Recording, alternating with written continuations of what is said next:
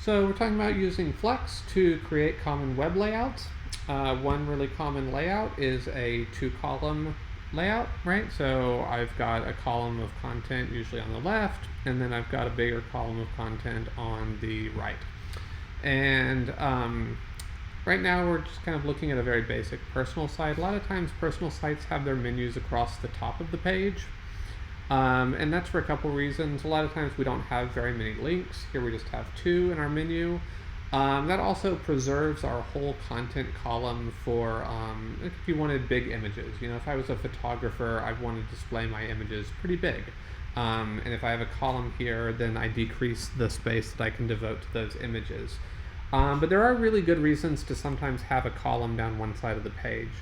And one of them is if your menu is long or complicated. So if I had 15 items in my menu here, I can't run them horizontally. Running them vertically in a sidebar makes a lot of sense. So a lot of times you'll see like designers or artists that have a lot of different projects that they want in their menu.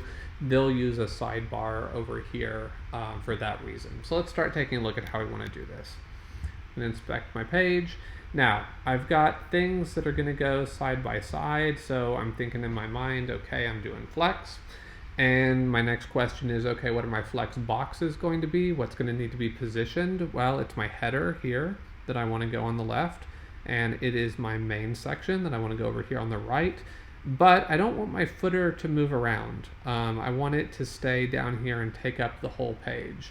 So I need to think about my markup and what my flex container can be, because I don't want to use body as my flex container for this example.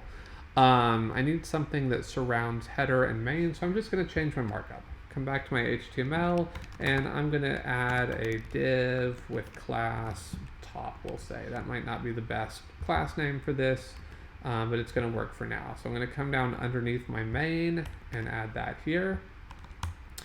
And I like to work in inspector, so I'm going to come back.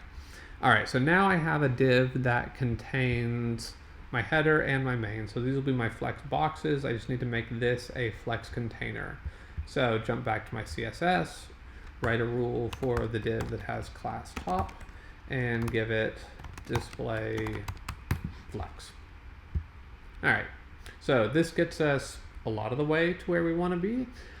We just really, at this point, need to think about spacing. I'm not going to worry about styling this in this video.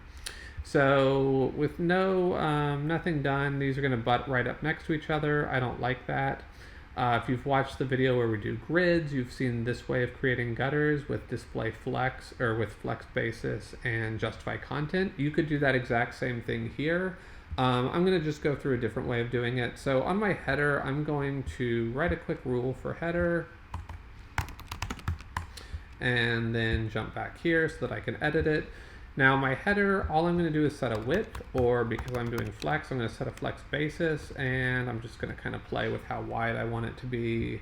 So that's 400 pixels. You know, maybe that's fine. Maybe I want it to be 410 pixels, and then I want to make sure I have some space here. So I'm also just going to give it some margin right, and I'll say 40 pixels on the right.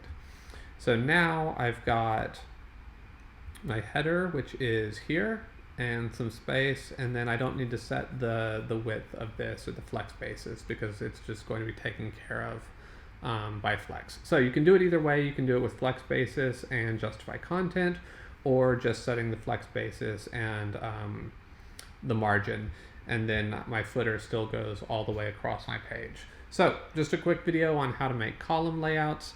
Again, I'm just thinking about what are the elements that I want to be positioning. So here, that's my header element and my main element. What is my flex container going to be? My flex container is going to go around only those elements. So edit your HTML if you need to. And then it's just setting flex properties that we've been practicing.